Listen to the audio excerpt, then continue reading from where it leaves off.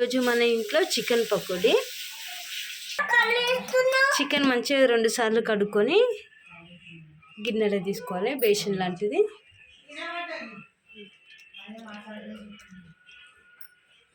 గుడ్లు వేసుకున్నాం.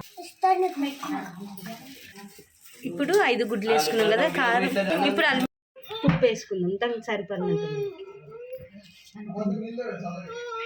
ఫ్లోర్ వేసుకుందాం, కార్న్ ఫ్లోర్ వేసుకుందాం కొంచెం. ఇప్పుడు కొంచెం మైదా పిండి వేసుకుందాం, నిమ్మకాయ వండుకుందాం.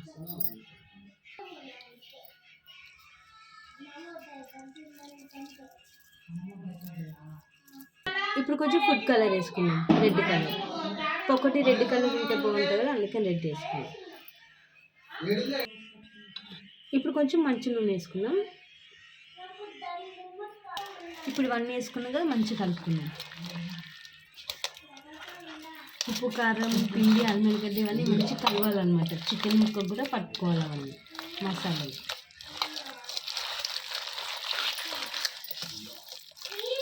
ఇప్పుడు అవన్నీ వేసి కలుపుకుని కదా, లాస్ట్కి మనము కొంచెం అంత ధనియా పొడి, కొంచెం అంత చికెన్ మసాలా వేసుకుందాం.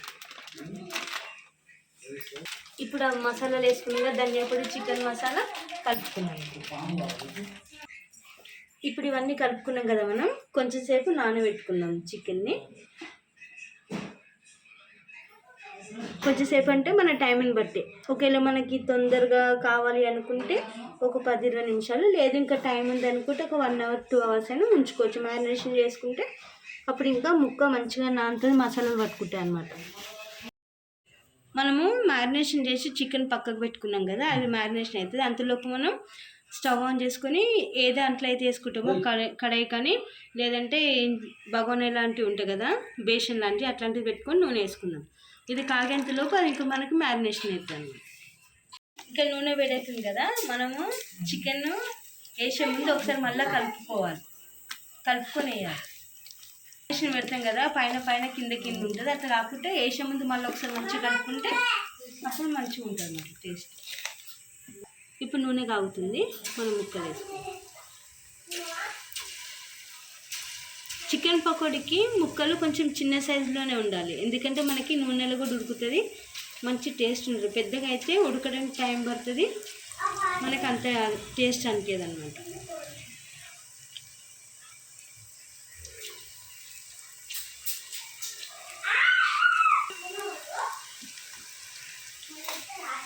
మనం ఎప్పుడైనా ఇట్లాంటి పకోడీలు చేసుకున్నప్పుడు మంట నార్మల్గా పెట్టుకోవాలి, మరీ పెద్దగా పెట్టొద్దు, మరీ లోలో పెట్టొద్దు. మీడియంలో పెట్టుకొని చేసుకుంటే, ఎందుకంటే అప్పుడు అది మంచిగా ముక్క లోపలన ఉడుకుతుంది,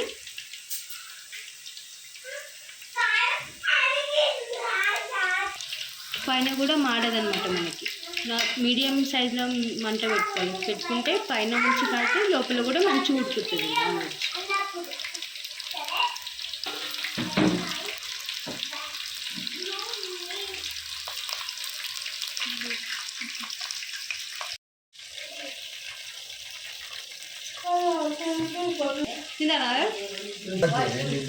చూడండి ఎంత మంచిగా అవుతుంది.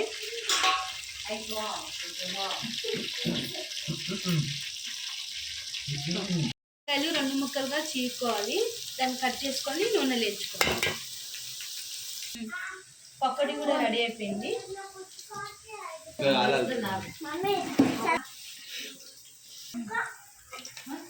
మిర్చిలు వేయించుకున్నాం కదా, ఇప్పుడు వేరే గిన్నెలోకి తీసుకుందాం. అది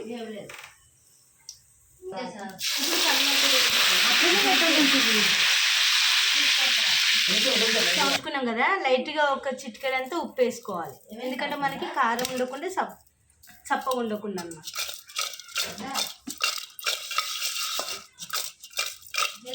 ఇప్పుడు కలమాకు కూడా వేసుకున్నాం కదా, స్టవ్ బంద్ చేసి తీసుకోవాలి, ఎందుకంటే నూనె వేడైతే అది మాడిపోతుంది అనమాట. మాడిపోకుండా పచ్చిగానే ఉండాలి కలమాకు. ఓకే అండి, ఇప్పుడు మనం మిరపకాయలు కలమాకు వేయించుకున్నాం కదా, అది ఒక దాంట్లో వేసుకున్నాం కదా. ఇప్పుడు మనం మిరపకాయలు కలమాకు వేయించుకున్నాం కదా, ఇప్పుడు కొత్తిమీర కూడా వేసుకుందాం.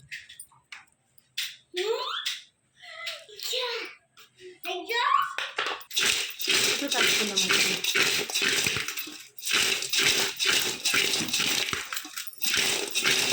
ఓకే అండి, వేడివేడిగా చికెన్ పకోడీ రెడీ అయిపోయింది. ఇప్పుడు రుచి చూద్దాం.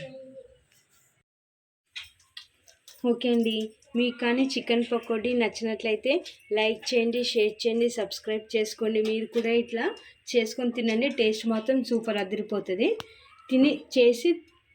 తిని కామెంట్ చేసి చెప్పండి ఎట్లా ఉందన్నది. అన్నీ ఈక్వల్గా సమపాలంలో సరిపోయినాయి అనమాట. మనకి ఉప్పు కానీ కారం కానీ ప్రతి ఒక్కటి ఏది ఎక్కువ తక్కువ లేదనుకుంటా. ఇప్పుడు టేస్ట్ చూద్దాం.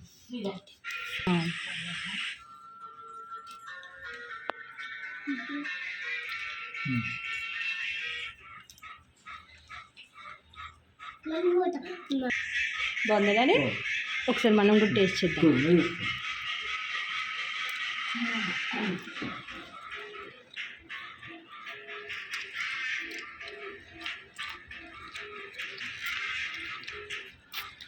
సూపర్ ఉంది కాంబినేషన్. నిమ్మకాయ కూడా పిండుకొని తినండి, చాలా బాగుంటుంది.